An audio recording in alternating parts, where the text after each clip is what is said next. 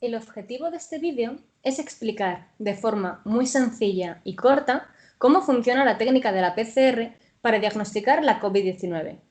En primer lugar, las siglas PCR provienen del inglés y significan reacción en cadena de la polimerasa.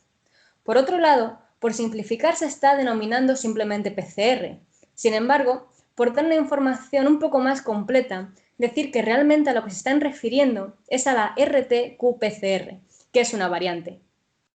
La PCR se trata de la técnica más sensible y específica que tenemos a día de hoy para detectar la presencia o no del coronavirus en nuestro cuerpo, en concreto, su material genético. Todos los seres vivos y los virus tenemos material genético. Digamos que el material genético es lo que nos define. Es como nuestro libro de instrucciones, tanto de lo que somos como del correcto funcionamiento de nuestro organismo.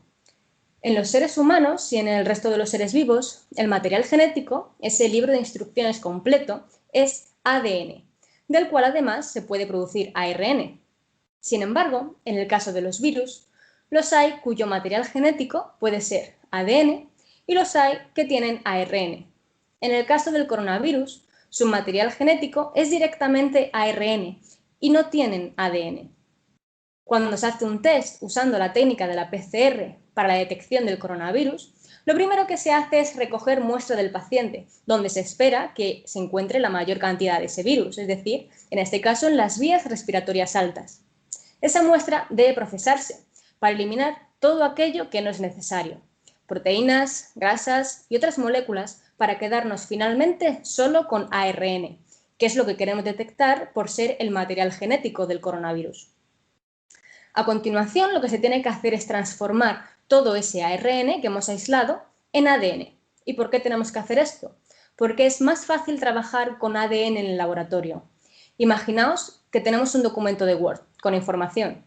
Este documento lo podemos guardar en un CD y tendrá perfectamente guardada esa información. Este mismo documento, que está en ese CD, podemos hacer una copia y guardarla en un pendrive. En ambos casos, la información contenida es la misma, solo que de diferente forma.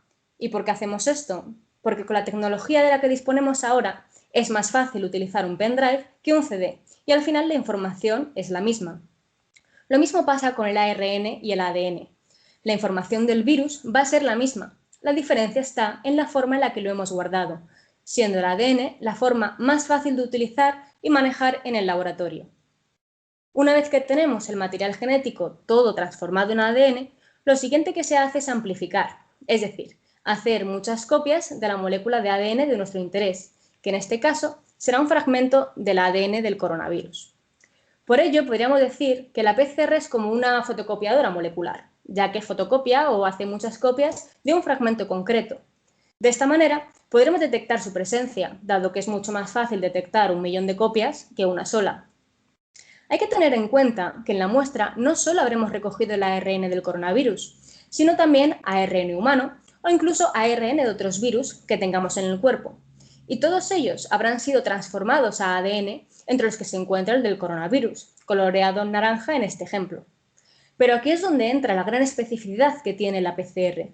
Y es que para poder hacer muchas copias de un fragmento concreto de ADN, lo que se necesita son unas moléculas llamadas primers o cebadores, que lo que van a hacer es unirse a zonas específicas y únicas del fragmento de ADN que proviene del virus. Es decir, estas zonas no se van a encontrar en ningún fragmento de ADN, ni de otros virus ni de seres humanos. Son específicos para el coronavirus, de modo que solo van a permitir fotocopiar fragmentos del coronavirus. Finalmente, de forma muy simplificada, la detección de las múltiples copias del fragmento de ADN que se han hecho se consigue gracias a que se incorpora a la reacción una molécula fluorescente que se une al ADN, de modo que conforme aumenta el número de copias del virus, también aumenta la fluorescencia. Finalmente, me gustaría señalar también algunos puntos importantes. Por un lado, la PCR detecta, como hemos dicho, material genético del virus, pero no nos indica lo contagioso que es el paciente. Por otro lado, como prácticamente todo, esta técnica también puede tener errores. Pueden darse casos de falsos negativos porque, por ejemplo, todavía no haya suficiente virus en el cuerpo para poder ser detectado y haya que dar un poco de tiempo a que el virus se replique. De ahí que se haga más de una PCR. Podría darse el caso también de que se produjeran falsos positivos porque la muestra del paciente se contamine con otra muestra. No obstante, esto es algo de lo que se es muy consciente y por tanto se trabaja de forma que se eviten estas situaciones.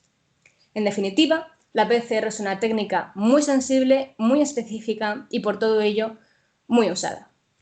Muchas gracias y para más información o dudas podéis seguirnos y contactarnos en nuestras redes y página web asbiomat.es.